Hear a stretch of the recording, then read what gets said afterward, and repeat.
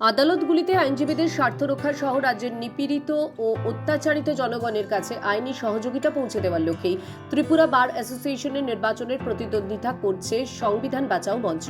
এদিন সাংবাদিক সম্মেলনে এই কথা জানান সংগঠনের নেতৃত্ব আইনজীবী হরিবল দেবনাথ। এবারও ত্রিপুরা বার অ্যাসোসিয়েশনের নির্বাচনে 15টি আসনেই প্রার্থী দিয়েছে সংগঠন। আগামী 13ই জুন ত্রিপুরা বার অ্যাসোসিয়েশনের দ্বিবার্ষিক নির্বাচন অনুষ্ঠিত হতে চলেছে। মোট 15টি আসনে নির্বাচন অনুষ্ঠিত হবে। এর জন্য 35 জন প্রার্থী বিভিন্ন পদে প্রতিদ্বন্দ্বিতায় রয়েছেন। তবে মূল প্রতিদ্বন্দ্বী হিসেবে উঠে এসেছে কংগ্রেস লিগ্যাল সেল ও সারা ভারত আইনজীবী ইউনিয়নের গঠিত সংবিধান বাঁচাও মঞ্চ এবং শাসক দলের সমর্থিত আইনজীবীদের সংগঠন আইনজীবী উন্নয়ন মঞ্চ। আইনজীবীদের এই নির্বাচনকে কেন্দ্র করে বর্তমানে ব্যাপক নির্বাচনী প্রচার চলছে। বুধবার নির্বাচনকে সামনে রেখে সাংবাদিক সম্মেলনের আয়োজন করেন সংবিধান বাঁচাও মঞ্চের আইনজীবীরা। সাংবাদিক সম্মেলনে উপস্থিত ছিলেন আইনজীবী হরিবল দেবনাথ, প্রশান্ত সেন চৌধুরী, দলের পক্ষে সম্পাদক পদপ্রার্থী ভাস্কর দেববর্মা, সভাপতি পদপ্রার্থী পৃথা দেব সহ অন্যান্যরা।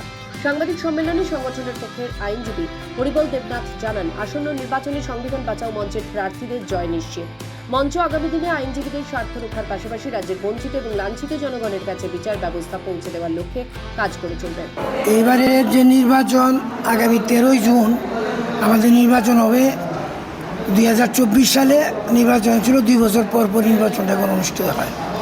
আমরা 2018 সাল থেকেই সংবিধান বাঁচাও মঞ্চের নামে আমরা এই নির্বাচন লড়াই করছি। এতে আমরা সারা ভারত আইনজীবী ইউনিয়ন এবং কংগ্রেস লিগ্যাল সেল এবং কিছু ইন্ডিপেন্ডেন্ট প্রগতিশীল মানুষ আমাদের সাথে আছে। এটা নিয়ে আমাদের সংবিধান মঞ্চ। দেশের সংবিধান আজকে আক্রান্ত, মানুষ আক্রান্ত, সংবিধানের গণতন্ত্র, ধর্মনিরপেক্ষতা আক্রান্ত, এগুলিকে রক্ষা করা আইনজীবী হিসেবে আমাদের কর্তব্য। এটা মাথায় রেখে আমরা তখন এই মঞ্চ গঠন করেছিলাম। তো এইটার নামে আমরা নির্বাচন করছি। এবারও সেই মঞ্চের নামে আমরা প্রার্থী তৈরি করেছি। আমরা 15 জন প্রার্থী এই নির্বাচনে আমরা প্রতিদ্বন্দ্বিতা করব।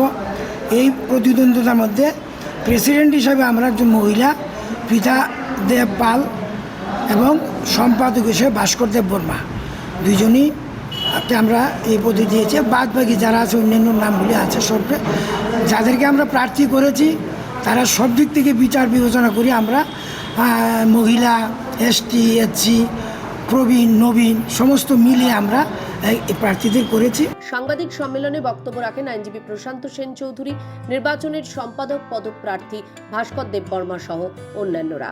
ত্রিপুরা থেকে দেবাশিস বোসের রিপোর্ট, সিএন ত্রিপুরা।